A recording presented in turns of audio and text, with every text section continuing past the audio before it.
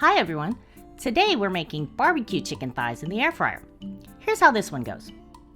We need a nice big bowl to work in.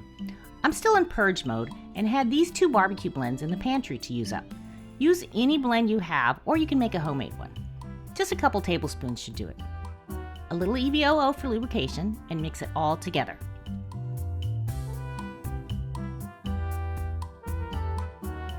Here I have 4 lovely chicken thighs. These are about 8 ounces each for a total of 2 pounds. Score the chicken perpendicular to the bone, making 3 slits about a 1/4 inch deep. You don't have to actually hit the bone, stop just above it. Technically speaking, you don't have to do this step, but it does help get the seasonings into the meat, and then you have more edges of the skin that caramelize with the sauce that we'll put on later.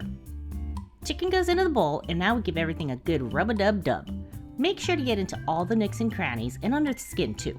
This recipe isn't so much about exactly which seasoning or sauce you use, it's more about the method and using easy ingredients to turn out a delicious meal component. We'll let these chill for an hour in the fridge. When it's time to cook, we'll preheat our air fryer to 380 degrees.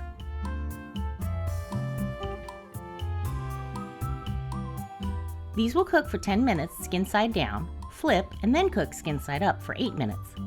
Make sure to leave spaces in between each piece for proper airflow. You'll have to work in batches if you want to do a double recipe.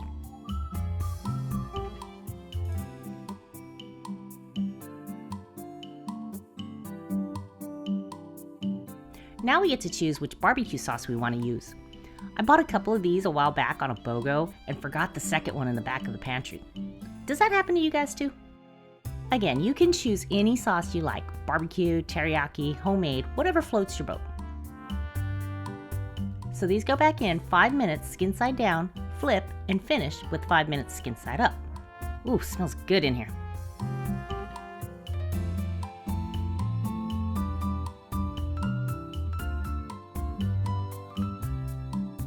Ooh, looky here. Nice caramelization on the skin.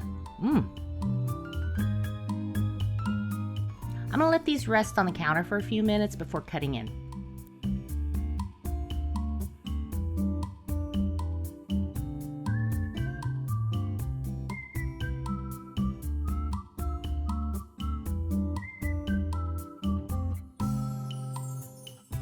The meat is cooked through to the bone and still super juicy. See how the seasoning got into the meat?